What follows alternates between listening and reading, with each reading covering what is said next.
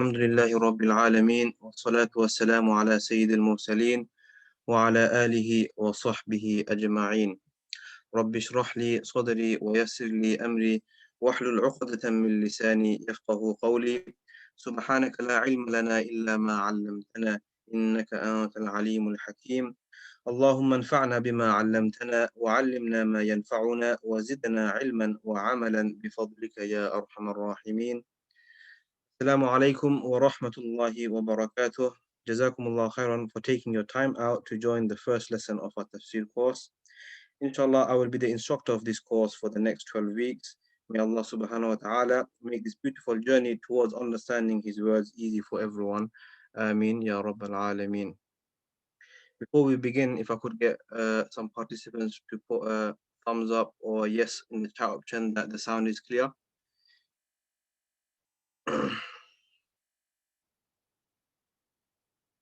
The sound is clear. If you could just round the chat option, that is clear for us to have on, inshallah.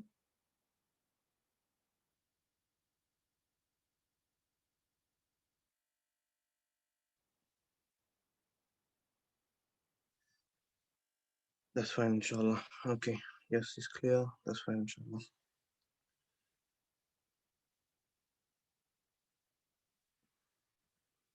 Okay, some course information, inshallah, before we begin our main slides, inshallah. So the start date is today, Saturday, 5th of June at 5 p.m. Inshallah, we will carry on this for another 12 weeks. We'll have a week in between as a break, inshallah. For those who cannot attend every lesson or miss a part of the lesson, inshallah, you can view our recordings. It'll be available on our YouTube channel, which is Khayr Academy. Do subscribe and turn the notification bell on. The aim of this course, we have been honored by Allah subhanahu wa ta'ala to be bearers of His noble book, the Quran.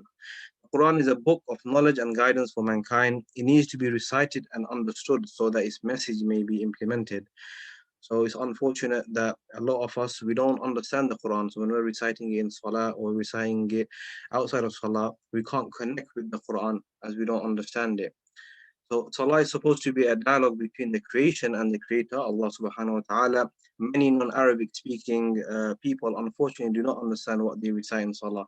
Hence why their concentration for Salah is not great. Okay, this short course has been designed to help you understand those surahs which are most commonly recited in Salah. Understanding the meanings and pondering over them will greatly improve our concentration in Salah, inshallah. May Allah subhanahu wa ta'ala make this course beneficial for everyone and allow me to deliver it to the best of my ability. Ameen Ya Rabbal Alameen. Now, the course information is this course has been divided into 5 parts. Inshallah, we'll try to cover the first part today. So part 1 covers a lot of information regarding how the Quran was revealed, how it was compiled, how it was preserved. And from part 2 to part 5, inshallah, we will cover roughly 20 surahs, around 20 surahs, inshallah, the tafsir, the explanation, and the commentary of these 20 surahs, inshallah. Throughout the lesson, if you have any questions, inshallah, feel free to message on the chat option, inshallah. I will try my best to answer your question, inshallah. Now, before we begin our first slide, inshallah, I would want to ask you some questions. Inshallah, you can ask yourself or you can answer on the chat option that why do you think studying tafsir is important? If anyone has studied tafsir before, what have you studied? How many surahs have you studied? And what do you want to achieve from this course? If I could get some participants to, inshallah, write on the chat option, inshallah. And I can see, inshallah, that your aims for this course, inshallah, why you think tafsir is important.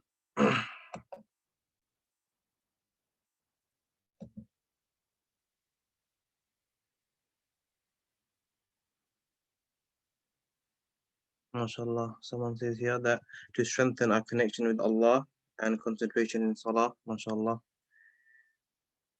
Any other reasons why you want to study tafsir? Someone said to be able to understand what you recite, connect with the Quran, MashaAllah.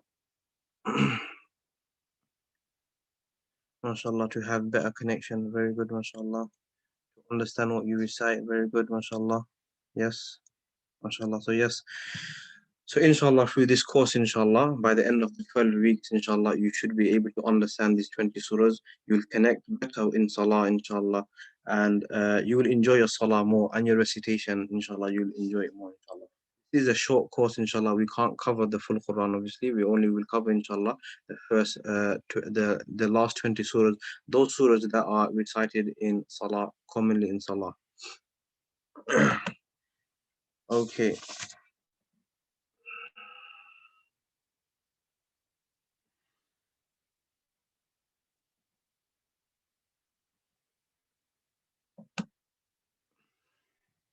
Now, next slide, inshallah, is tips to take maximum benefit from this course, inshallah. So I put 7 tips there. 7 tips to take maximum benefit from this course. Tip number 1 is have a good intention. Your intention for doing this course, make sure it's a good intention. As we know, the Prophet ﷺ said, إِنَّمَا الْأَعْمَالُ بِالنِّيَّاتِ. The actions are judged by Allah according to our intentions. So intention is key to everything we do. Okay, our intention should be to please Allah and attain His closeness only. That's it. We should not intend to do any good to seek praise or compliments from people. And a good action is only accepted by Allah if the intention is good. So a good intention and sincerity is a prerequisite, is a precondition for the acceptance of an action. Intentions don't have to be made verbally. Okay, uttering it verbally is not a condition. You can make it in the heart. So inshallah, everyone make good intention, inshallah, that why you are studying this course. Tip number 2, ask Allah subhanahu wa ta'ala for ease. Ask Allah subhanahu wa ta'ala to grant us the understanding of His words. Because our brain, our mind, it cannot comprehend the majestic words of Allah subhanahu wa ta'ala. His words have such a deep meaning which can only be given to us by Allah subhanahu wa ta'ala Himself. So ask Allah to make this journey, to make this beautiful journey easy for you. I pray that Allah makes it easy for everyone, inshallah. Ameen ya Rabbal Alameen. Point number 3 is very important as well. Make notes for every lesson. So I advise all participants, inshallah, to get a pen and paper out and make notes, inshallah. Reason why, a famous scholar said, knowledge is a prey and to write it is to cage it. Now imagine a fox got hold of a sheep or something, yes?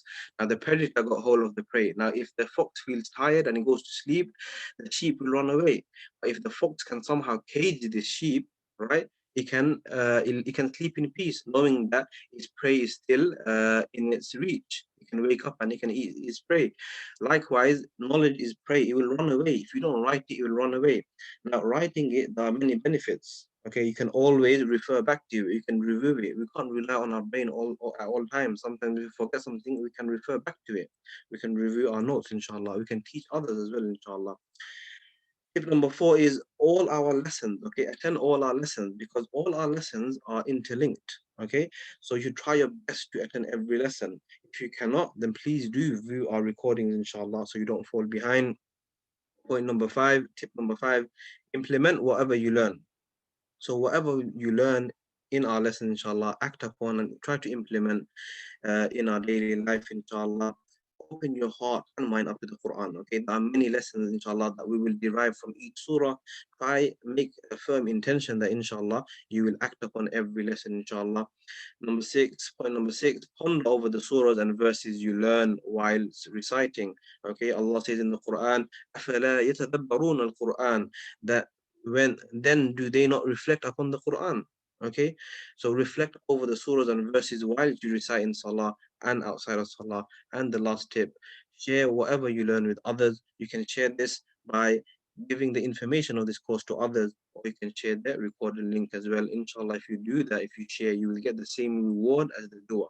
Okay, the Prophet ﷺ said, a person who shares something, a person who directs someone towards good will get the same reward as the doer of good, without the reward decreasing for the doer. So I pray, inshallah, Allah makes this course easy for us, and inshallah we can benefit from these tips, inshallah.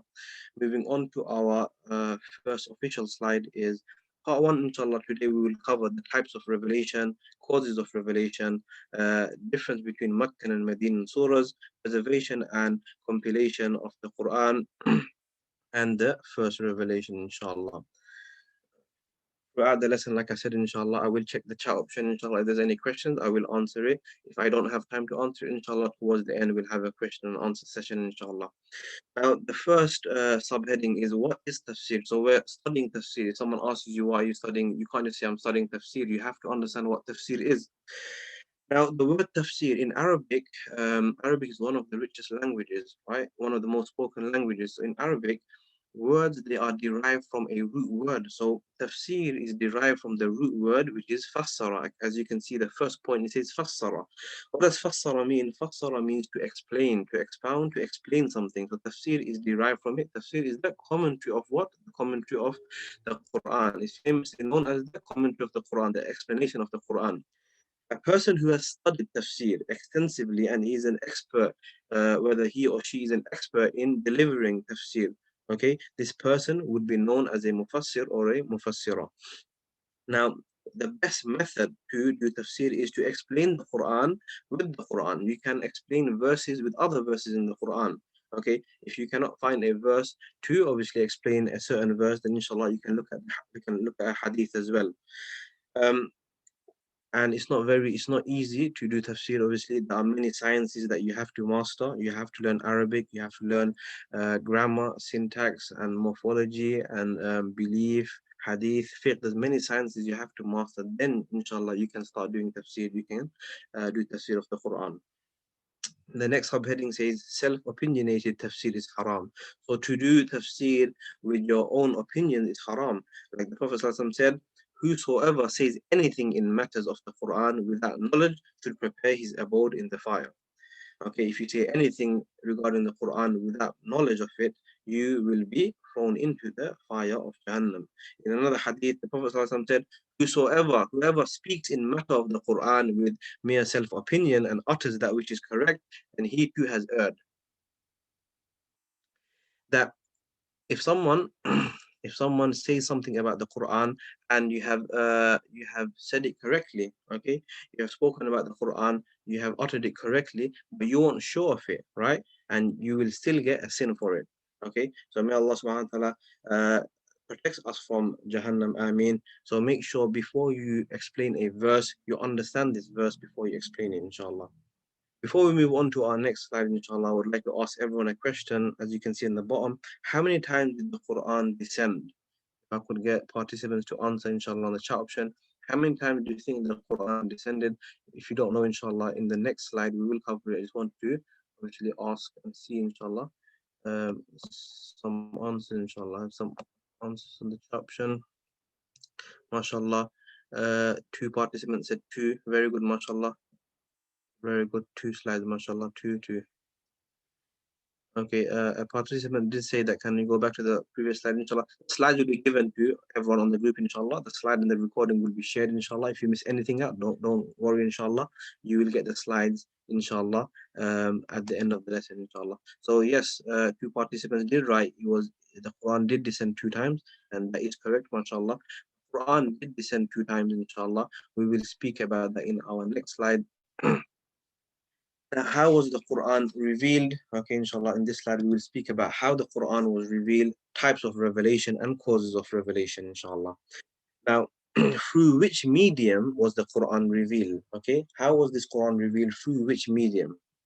The Quran was revealed via Angel Jibril. Okay, Angel Jibril alayhi salam, he came in many forms. Okay, he came in his human form at times, sometimes in his original form, sometimes in his invisible form. Okay, his human form and invisible form were the most common ways he would come to give revelation. And Angel Jibril was the main messenger. He would give the message of the Quran. He was the most common way the Prophet ﷺ would receive the revelation. Other ways were the Prophet ﷺ had a direct speech, direct dialogue between Allah and the Prophet ﷺ. Sometimes he would get revelation through a dream, sometimes, and the most difficult way was through a tingling sound. Okay, a tingling sound, like a buzzing sound of a bee would come next to his ear, and that was the hardest and the most difficult way of receiving revelation. So we spoke about the four different mediums of revelation. The most common one was through Angel Jibril alayhi salam. in his human and invisible form. Not many times in his original form. Number two was direct dialogue between Allah subhanahu wa ta'ala and the Prophet sallallahu alaihi wasallam. Number three was through dreams, and number four was through a tingling, a very irritating sound like the buzzing of bees. This was the most difficult way. Moving on to the next point, how many times and when did it descend? Like two participants have already answered, it did descend two times, mashallah. The first time it came in complete form, okay? The first time the Quran came in complete form from a preserved tablet, okay? There's a verse in Surah Buruj that says, Fi lawhim mahfuz. From the Lawh Mahfuz, the preserved tablet, the Quran descended in complete form to a place called Baytul Izzah, also known as Baytul Ma'mur. Does anyone know what Baytul Izzah or Baytul Ma'mur is? If you do know, inshallah, you can put it on the chat option. What is Baytul Izzah or Baytul Ma'mur? Anyone? If you know what Baytul Izzah or Baytul Ma'mur is. So the Quran first was revealed onto a place called Baytul Izzah or Baytul Ma'mur. MashaAllah. Someone answered the Kaaba of angels, MashaAllah. Two participants have answered yes, the Kaaba of angels, yes. 70,000 angels do tawaf of it once in a lifetime. Very good, mashallah. Very good. Okay, so the Quran from the Lawh Mahfuz, from the preserved tablet, it was revealed onto the Bayt al-Ma'mur in one go. But the Bayt al-Ma'mur, as some participants have mentioned, that it's a Kaaba, it's a replica Kaaba directly above the Kaaba in Mecca. In the lowest heaven, there's a replica Kaaba for the angels to do tawaf of. 70,000 angels, they do tawaf, they circulate this Kaaba, this replica Kaaba, and no angel gets a second go. That's how many angels there are. Okay, from the Bayt al-Ma'mur, yes, it was revealed for a second time to the Prophet ﷺ gradually, and it took up to 23 years. The two revelations, the first time it came from the Lawh al-Mahfuz to the Bayt al-Izzah, the Bayt al-Ma'mur, the Kaaba for angels, and from there it was given to the Prophet ﷺ through up to 23 years through different mediums of revelation. And the last point of our first subheading is how long did it take for the entire Quran to be revealed? It took approximately up to 23 years. Okay, the Prophet ﷺ, he received revelation from the age of 40 until 63. 63 was when he passed away. That is 23 years. Now, causes of revelation. Some surahs and some verses were revealed due to an event taking place or questions being asked. Not revelations had a reason behind it. So some revelations never had a reason. It was just revealed because Allah wanted to reveal a certain verse. Whereas others, they were revealed due to an incident taking place or someone asking a question to the Prophet ﷺ. Moving on to our next subheading, inshallah, then I will take some questions. If anyone has any questions, is the first revelation. The first revelation, where and when did it take place? If I could get some participants to answer, inshallah, where did this, the first revelation, where did it take place? Where did the first revelation take place? MashaAllah.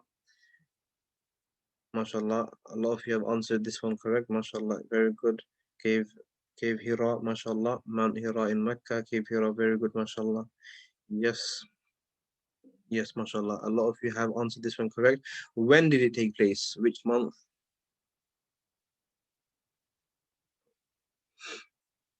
Mashallah, yes, the month of Ramadan. Now, you know the Surah Qadr where it says Allah has revealed the Quran on the night of power, on Laylatul Qadr. That refers to the first time the Quran descended from the Lawh al-Mahfuz to the Bayt al-Ma'mur, to the Kaaba of the angels. When it came in complete form, that took place on the night of power, on Laylatul Qadr. The 23 years the Quran came gradually, that happened throughout the year, not only specifically to Ramadan. The first revelation, as some participants have mentioned, it did take place in Cave Hira. It took place in the month of Ramadan, and the surah that was revealed was Surah Alaq. Surah Alaq, which is in juz number 30. اقرأ باسم ربك الذي خلق. That was the first revelation that took place. Quickly, I will mention what happened, inshallah. Now, closer to the time, closer to the Prophet ﷺ becoming a prophet, he would start to see two dreams, or two dreams would become a reality. Whatever he saw overnight, the next day or the next or the following day, that dream would become a reality.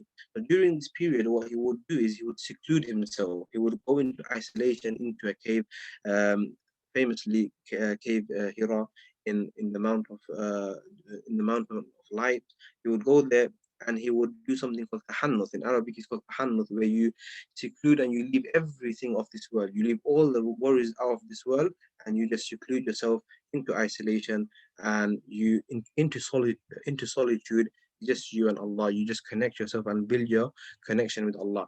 Now, many prophets have done this, and through this isolation, they have found Allah. Like we know, Prophet Yusuf alayhi salam, he was in the well by himself. Prophet Ibrahim alayhi salam in the fire by himself. Prophet Yunus inside the whale's stomach by himself. Prophet Musa in the basket by himself.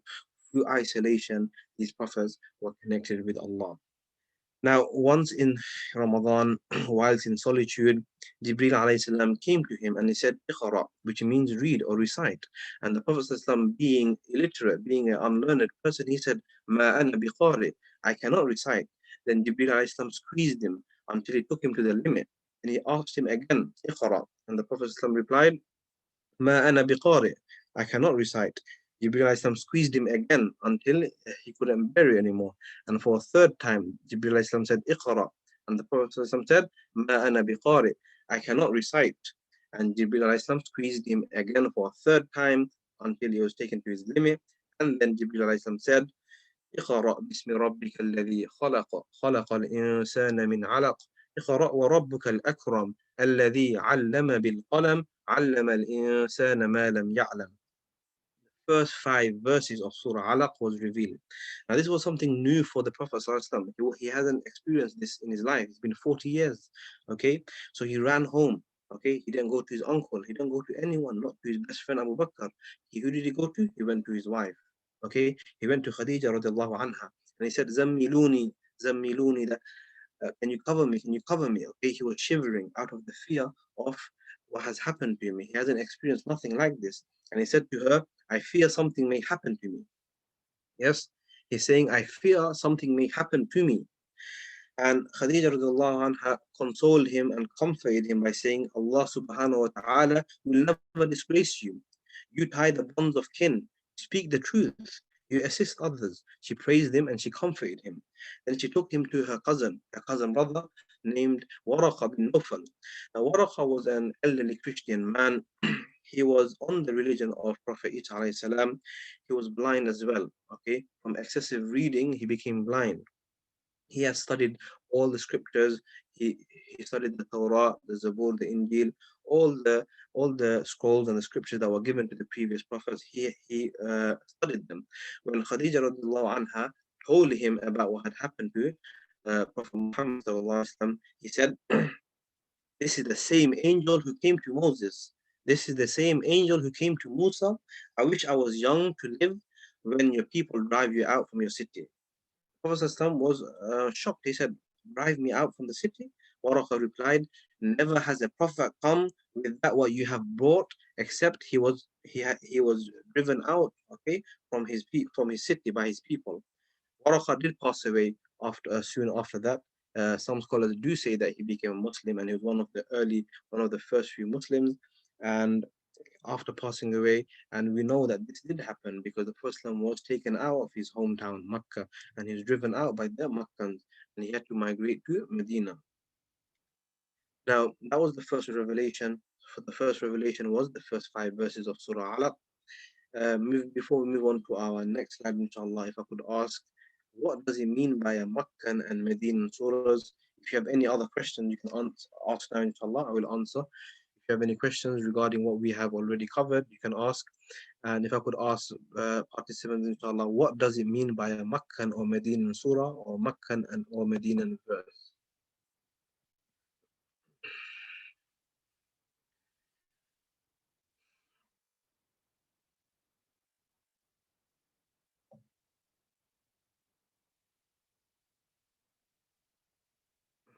Okay, some people say that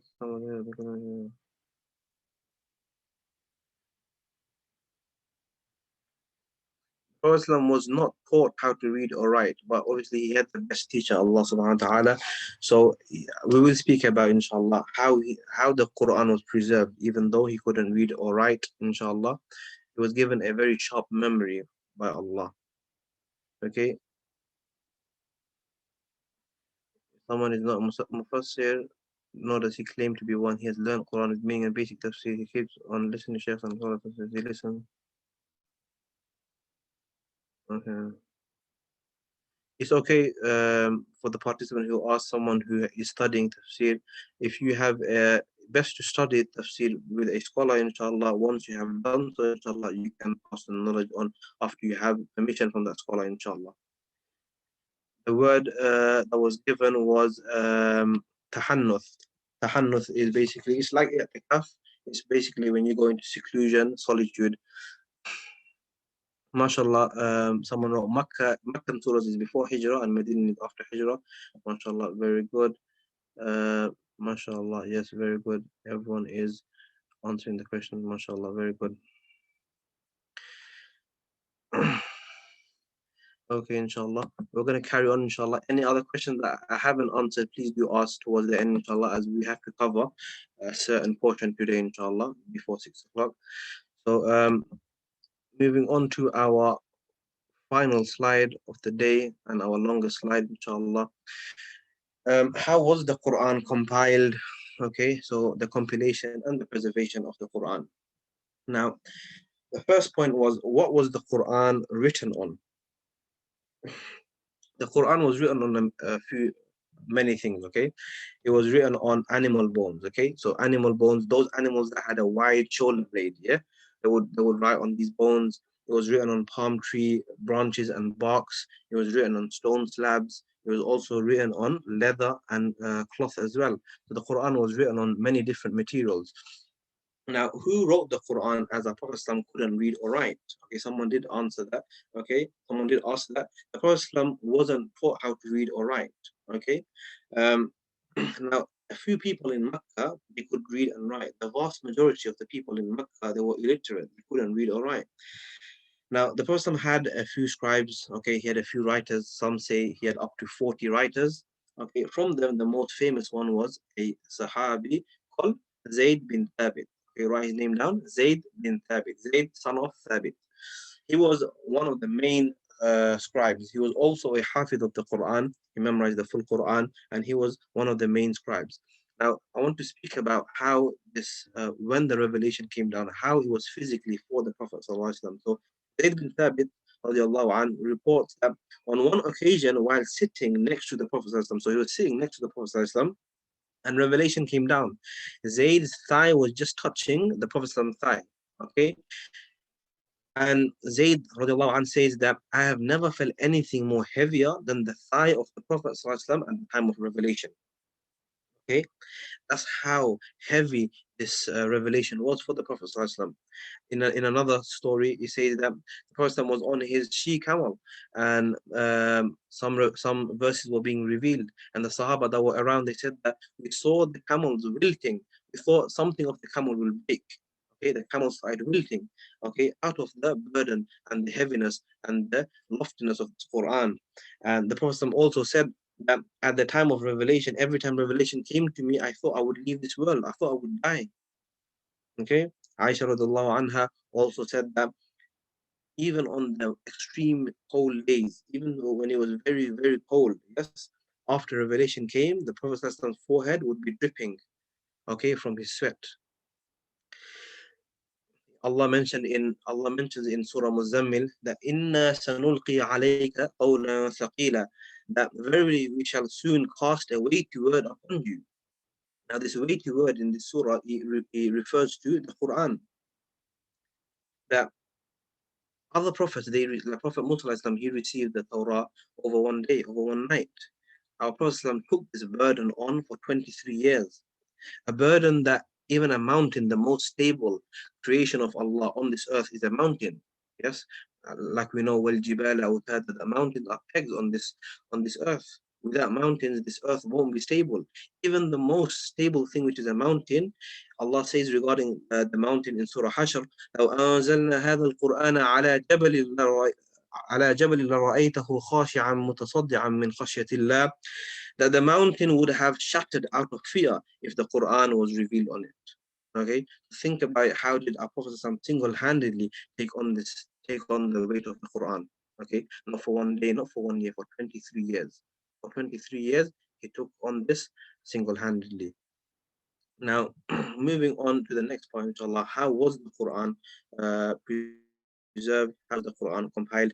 Before we move on to that, inshallah, I would want to ask everyone a question. Why do you think the Quran was revealed in the Arabic language? Okay, there's a reason why the Quran has been revealed. There are many reasons, obviously, why the Quran was revealed in the Arabic language.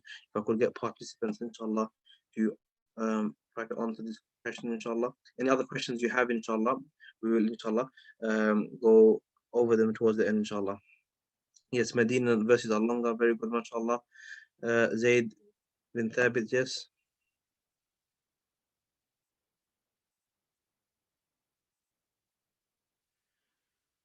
Someone wrote Arabs were the first mukatib, mashallah, because literacy Arabic was extremely important to Arabs and a proof in that time to excel in language, mashallah. Very good, mashallah. Very good. So there were many reasons why. Yes, some wrote on the chat option that it's the language of Jannah, it's the language of the Arabs. Yes, these are the reasons. But there's another famous reason I would like to give you, that the reason why it was revealed in the Arabic language. Someone also wrote on the option, the Quran was primarily revealed in Arabic because it's revealed to Muhammad. Some people when him who live in Arabia. Very good, mashallah. Yes, so some participants did write the language of the Arabs, language of Jannah, very good. There's another reason that hasn't been mentioned, which I would like to highlight, is it is an established fact that all languages have gradually changed. They have gradually changed, or they are gradually changing.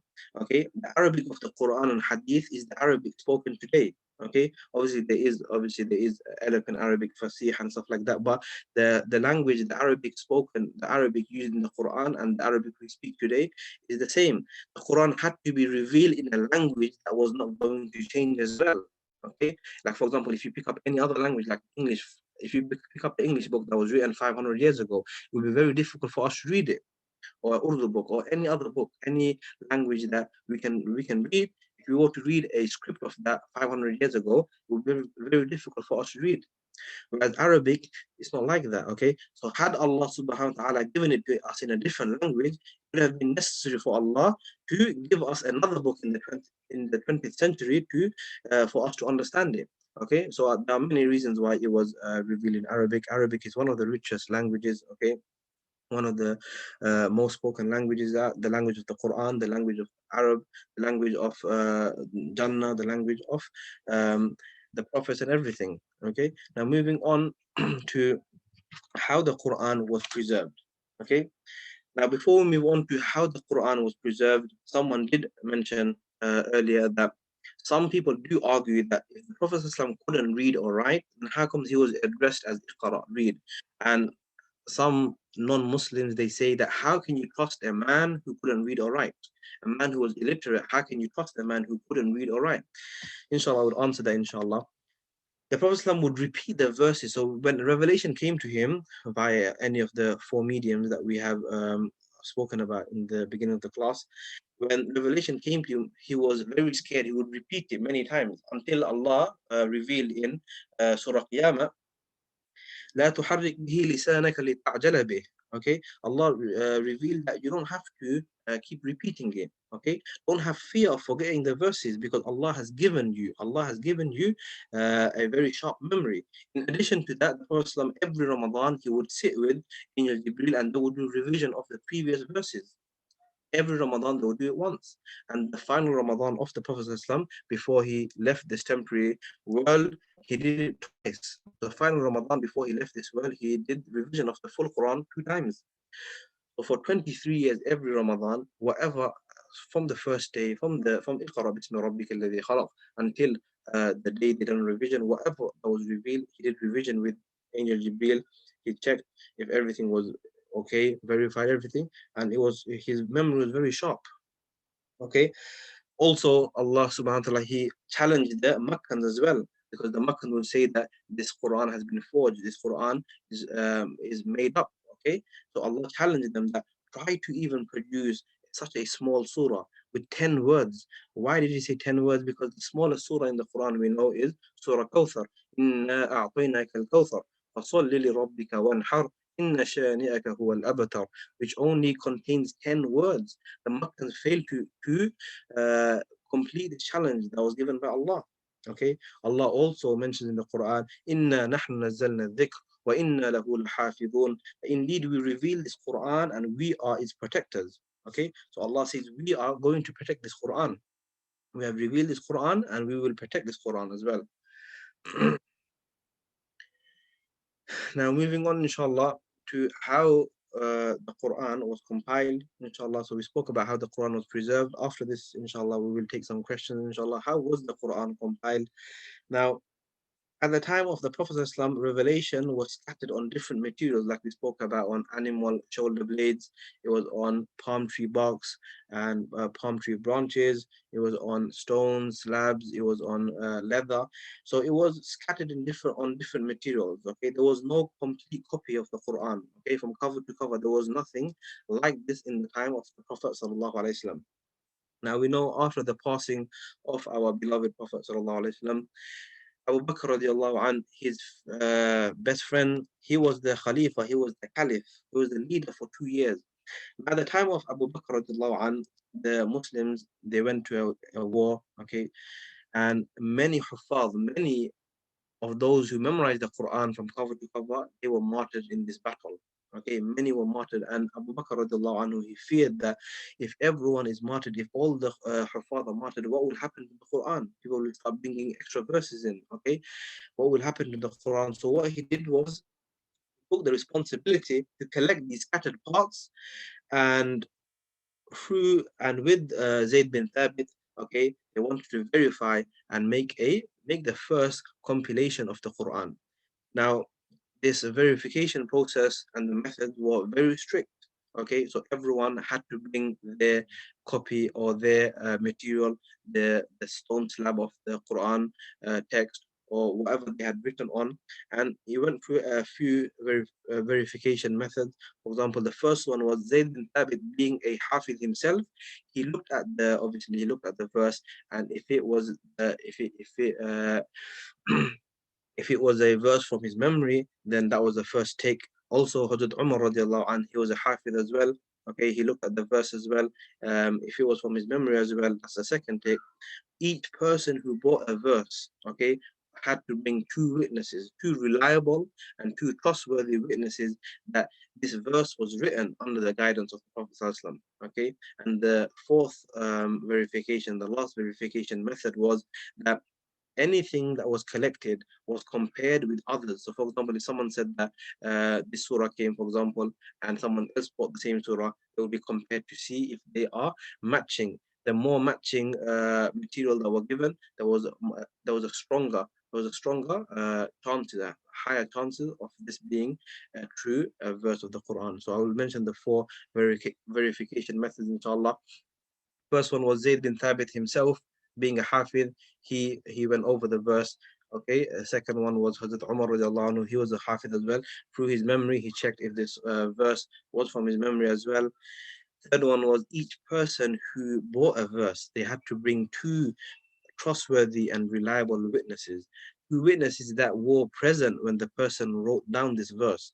Two witnesses that were present when the Prophet said these verses and this person wrote it down. And the last one was the verses they were and the surahs they were compared with one another.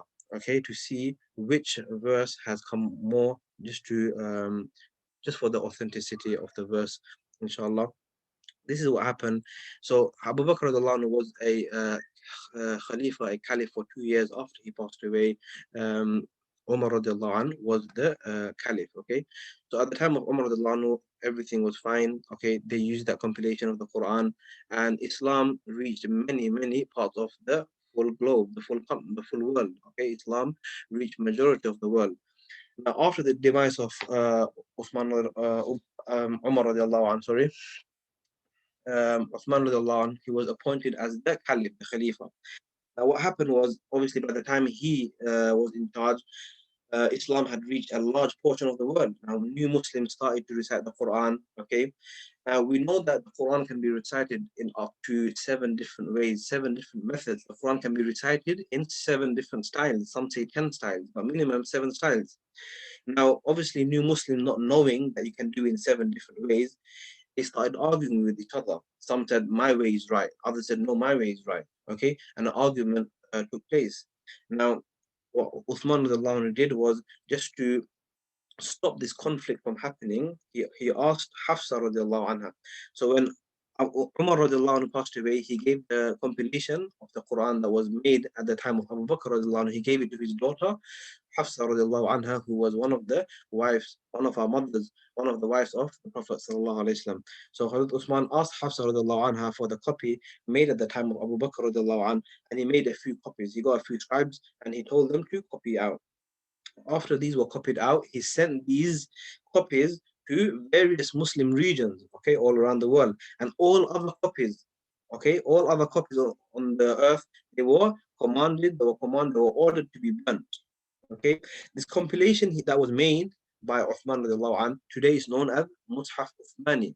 Okay, we've all come across this word called Mushaf Uthmani. Okay, Mushaf is like the book, the Quran, Uthmani, made at the time of Uthman radiallahu anh. The reason why he made it like this is he compiled this Quran in such a way that it caters for all 7 styles of recitation. Okay, and then later on it was made into 30 parts. Okay, 30 parts. So if you recite 1 part every day, you can finish in a month. Okay, it was also made into 7 manzils. Okay, 7 manzils. So every day if you recite 1 manzil, by the end of the week you should recite the Quran. The dots were added. In the beginning there was no dots, so you won't be able to differentiate between a fa and a qaf. Can't tell the difference between a ba, a ta, and tha. We can't, obviously, because we're not Arab speaking people, right? The Arabs could, right? It was their mother language. Okay, but it's very hard to recite Quran without dots. There was no fatha, kasra, dhamma. Okay, there was no tanween. There was no zabar, zel, pesh. Nothing was that. That was all put on after. Okay, uh, so the dots and everything was added later on. This was how the Quran was compiled. If you have any questions before we move on to our last part of the lesson. Okay.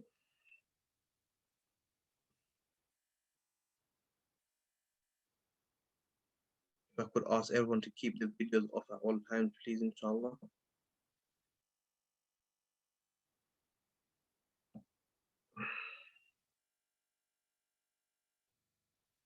Okay.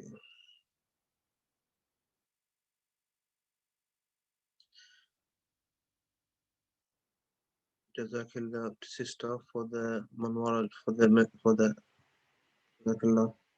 Was the Quran revealed twice under 23 years? Why was it revealed twice? It wasn't revealed twice under 23 years. So it came down twice. The first time, sister, that it came down first time, it was in complete form. It came to from the Lawh al-Mahfuz, it came to the Bayt al-Izzah, the Bayt al-Ma'mur. And from there, it was revealed in under 23 years, in about roughly 23 years. Okay.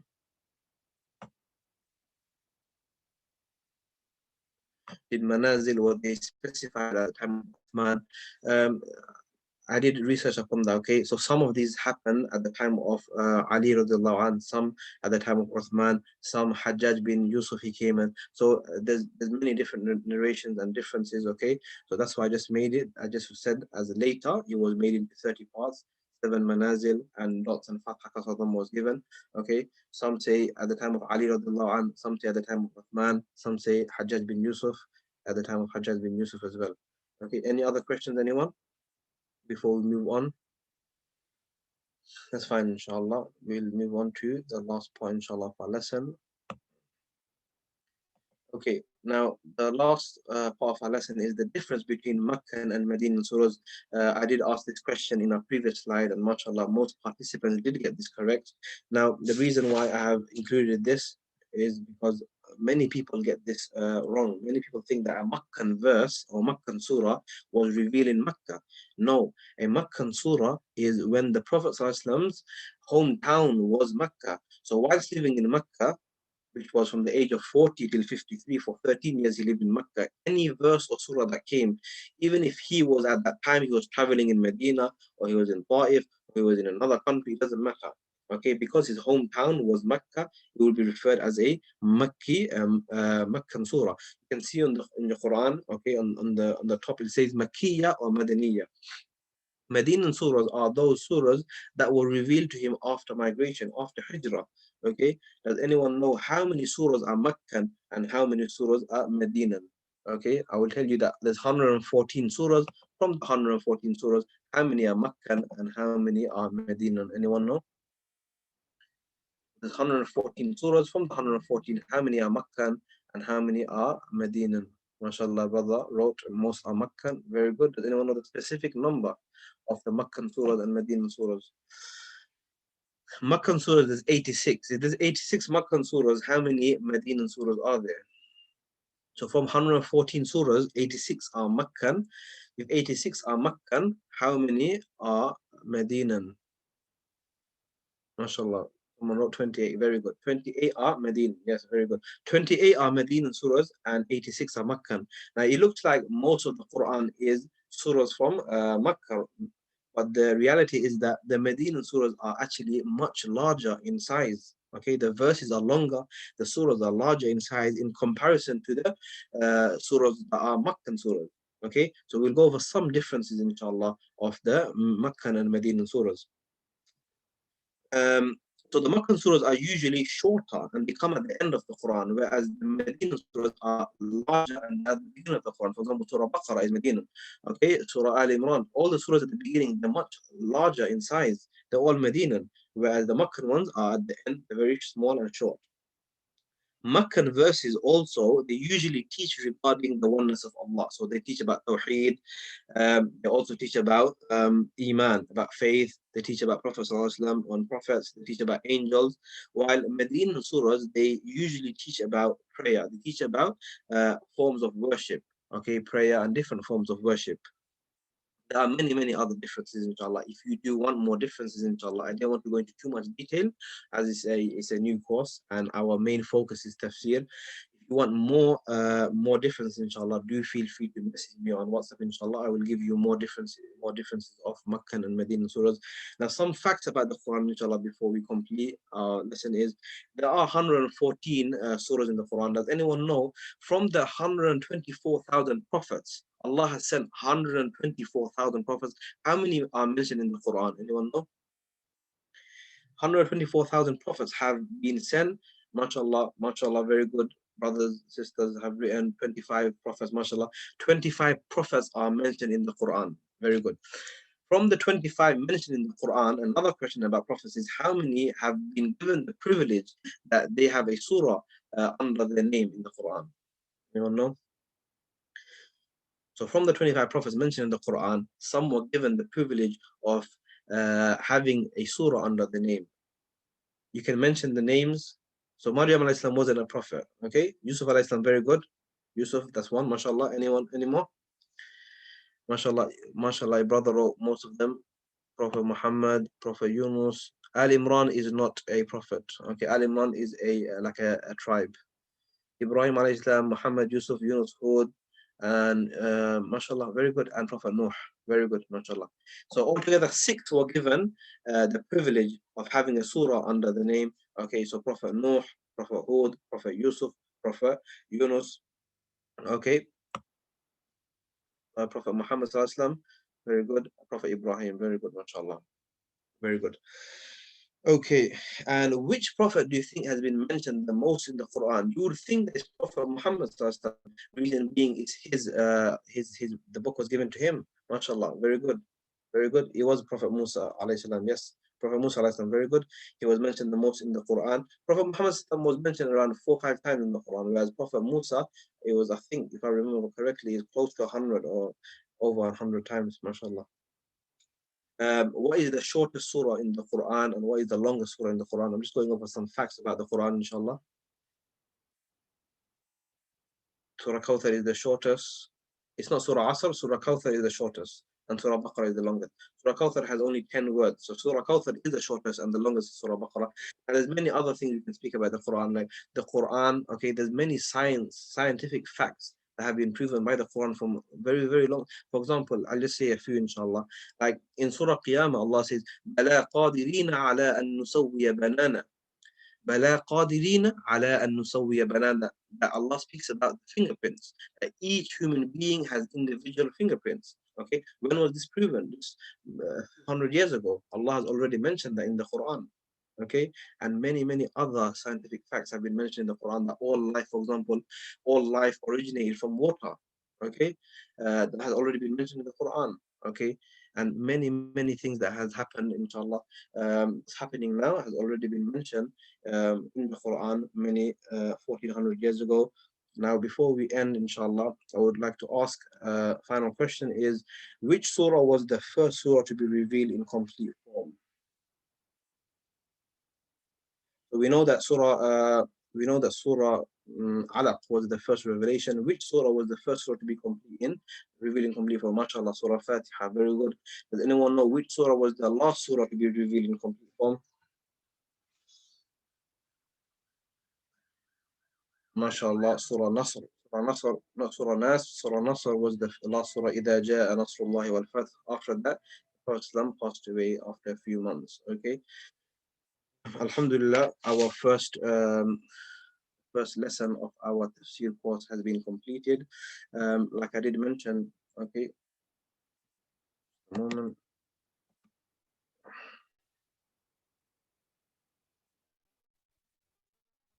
Before I take any more questions towards the end, that's our part one completed. Okay, part one, we just spoke about revelation, preservation, compilation of the Quran. Inshallah, from our next lesson, we will start the tafsir of Surah Fatiha, and part two, inshallah, will cover Surah Fatiha till Surah Nasr, inshallah. Part three will cover Surah Kafirun till Surah Fil, part four, Surah Humazah till Surah Adiyat, and part five, Surah Zilzal till Surah Duha. The big surahs in between, for example, Surah Bayyina, Surah Alaq, we will leave them out, inshallah. We're focusing on the most common surahs that are recited in Salah. The most common ones, inshallah, if you can understand them, inshallah, and this will help you grow, and inshallah, your concentration in Salah will grow vastly by a huge amount, inshallah.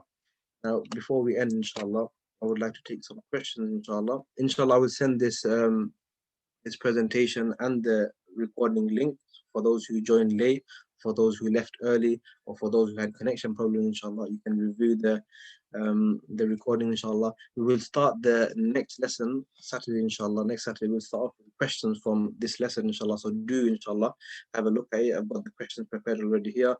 So question from part one, do have a look at the question, inshallah, and try to answer the question, inshallah. And we will begin with that, and we'll do the tafsir of Surah Fatiha, inshallah. Any questions, inshallah, or we can end it? If anyone has any questions regarding the lesson, anything they haven't understood, or any other questions regarding this topic, inshallah, feel free to ask. We have a few minutes left, inshallah.